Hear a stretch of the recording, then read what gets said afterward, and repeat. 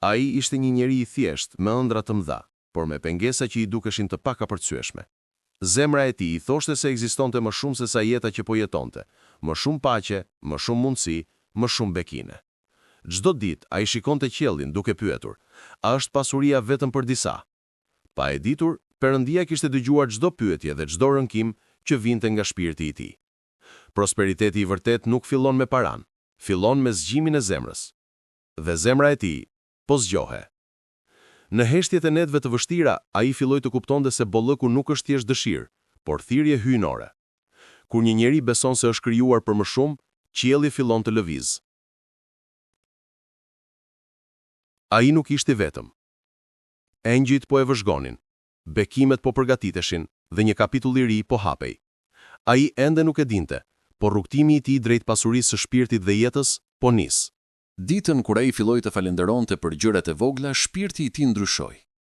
Ai vuri re se ishte gjallë, kishte mundësinë të merrte frymë, të ecë, të dëgjojë dhe të ëndrrojë.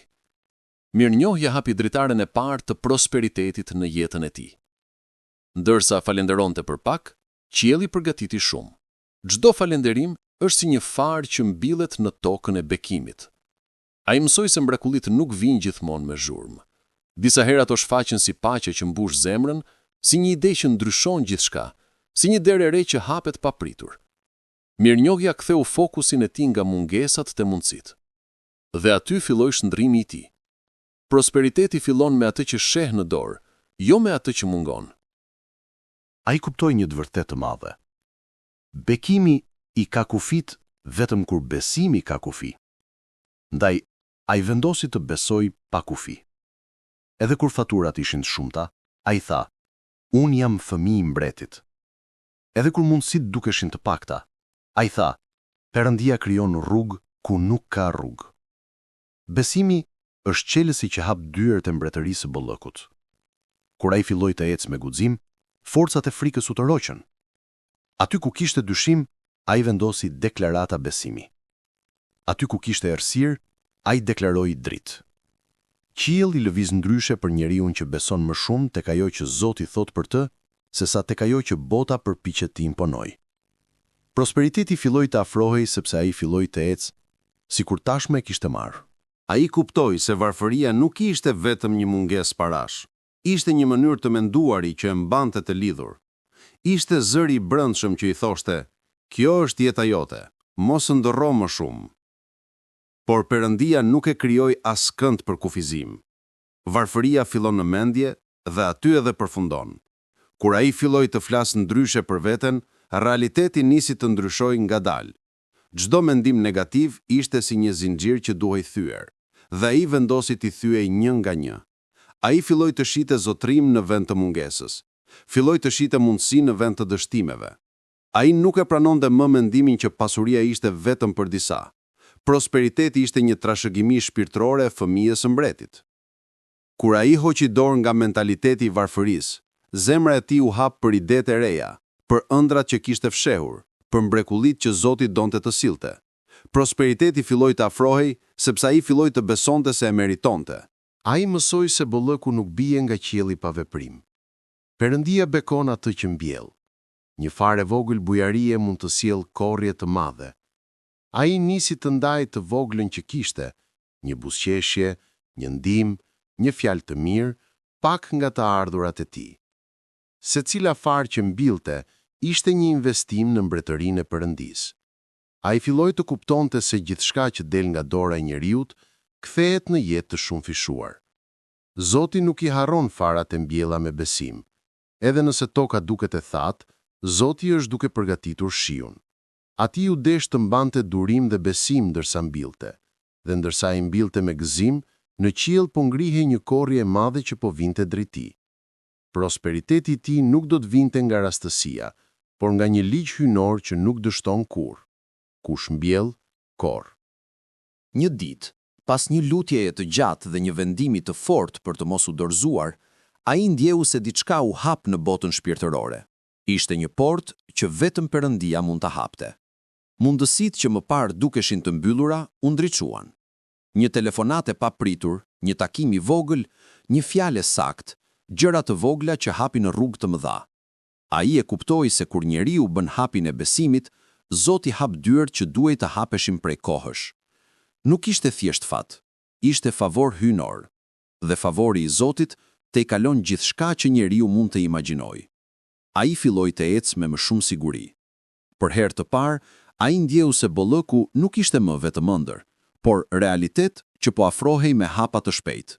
Porta ishte hapur, dhe askush nuk mund ta mbyllte më. Ai kuptoi se prosperiteti është një udhëtim që duhet ushqyer çdo ditë. Çdo mëngjes, ai vendoste dorën mbi zemër dhe lutej. Jo për luks, jo për famë, por për urtësi, forcë dhe drejtim hyjnor. Ai e kuptoi se lutja nuk e ndryshon vetëm botën jashtë tij, por formson brenda tij një identitet të ri, identitetin e një njeriu të bekimit.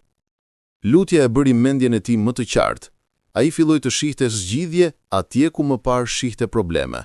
Filloi të kuptonte se prosperiteti nuk vjen vetëm nga duart, por nga vendimet e duhura që lindin nga një zemër që dëgjon zërin e Perëndis. Çdo lutje që ai bënte ishte si një urë që lidhet nga toka në qiell. Engjëjt e dëgjonin çdo fjalë. Favori i Zotit filloi të lëvizte gjërat në heshtje. Ai po bëhej njeri me qëllim, njeri i udhëhequr nga drita. Dhe kur njeriu udhëhiqet nga drita, bollëku nuk ka si të mos e ndjek. Ai u përball me një pyetje të thellë. Çfarë është pasuria e vërtetë? Njerëzit mbledhin para, sende dhe lavdi, por pastaj i humbasin. Mirë po ka një lloj pasurie që nuk preket nga koha: paqja, dashuria, mençuria, mirësia.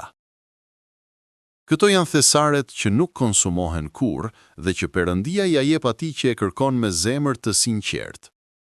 Ai filloi të ndërtoi brenda vetes një pasuri që askush nuk mund t'ia merrte. Kur paqja e mbushi zemrën e tij, ai kuptoi se ishte tashmë i pasur.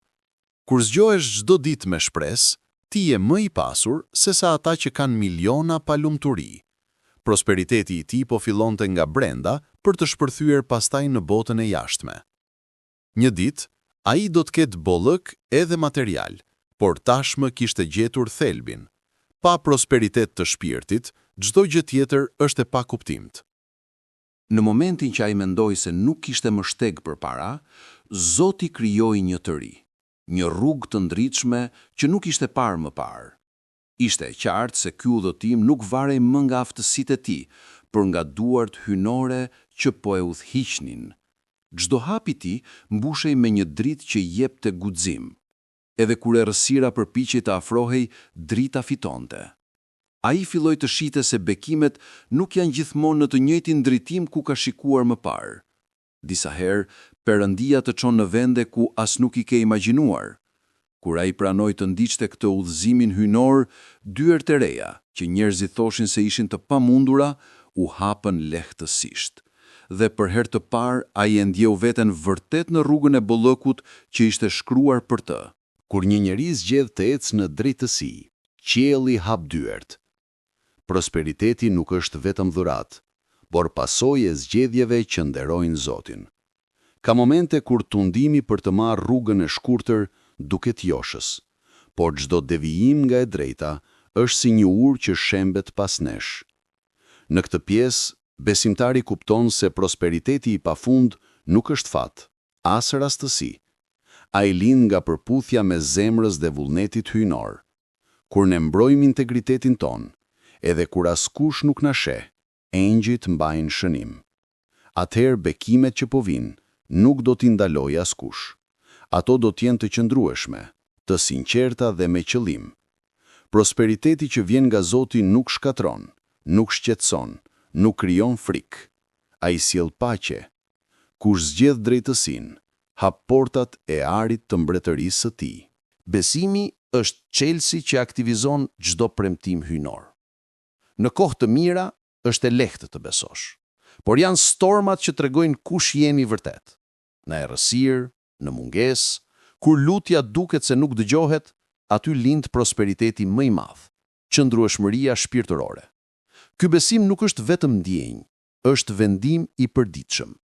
Edhe kur syt nuk shohin dritë, zemra shpall, Zoti është pranë meje. Dhe atëherë drita nis të shfaqet. Kur njeriu qëndron i palëkundur, Engjet mobilizohen, dyert hapen dhe bekimet marrin formë. Prosperiteti nuk është thjesht arë e pasuri, por frym që ndërton, gëzim që shëron, dhe mundësi që zgjerohen pa kufi. Zoti nderon ata që i besojnë deri në fund. Mirësia është fara e parë e prosperitetit. Zoti nuk harron asnjë gjest të vogël dashurie, një buzëqeshje, një fjalë shprese, një dorë ndihme, secila prej tyre depoziton bekime në qiell. Kur shpërndajmë dritë, drita na gjen kudo ku jemi. Prosperiteti i vërtet nuk është egoist, ai lulëzon kur ndahet. Sekreti që çdo njeri i bekuar njeh është i thjeshtë.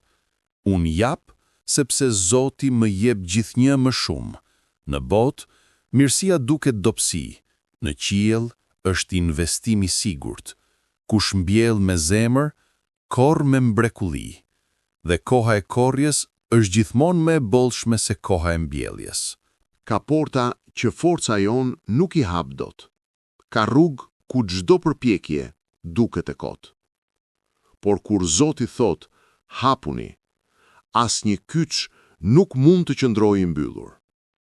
Prosperiteti i pafund nuk vjen nga rastësia, por nga momenti kur qielli ndërhyn dhe sjell mundësi që ka përcejnë kuptimin njerëzor.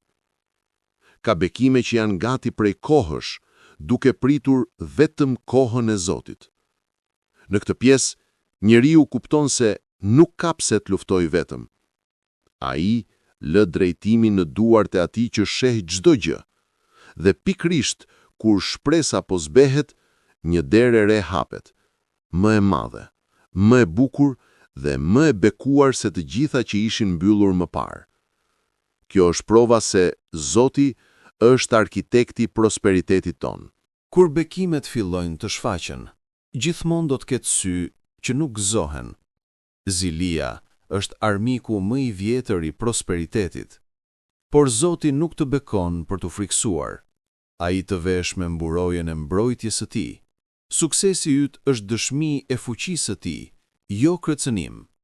Në këtë fazë, njeriu mëson të mos ndalet nga fjalët, gjykimet dhe mendimet e të tjerëve. Ai kupton se prosperiteti i tij nuk varet nga opinioni i botës, por nga vullneti hyjnor. Kur Zoti të çon lart, asnjë forcë dogësore nuk mund të ulë. Kush është në mbrojtjen e tij, ecën mes përbuzjes i pathyeshëm, sepse drita gjithmonë fiton mbi errësirën. Dhe më në fund, koha e premtimeve të Zotit mbërin. Ajo që dikur ishte vetëm lutje, besim dhe durim, kthehet në realitet të prekshëm. Mundësitë shumë fishohen, rrugët zgjerohen dhe jeta mbushet me bekime që flasin vetë. Prosperiteti i vërtet nuk ndryshon vetëm gjendjen financiare, por çdo sferë të jetës, familjen, marrëdhëniet, shpirtin. Njeriu që qëndroi besnik e kupton se asgjë nuk ishte e rastësishme. Çdo sfidë e përgatiti për këtë bollëk. Prosperiteti i pafund është shenjë e dashurisë së Atit që nuk mungon kurrë.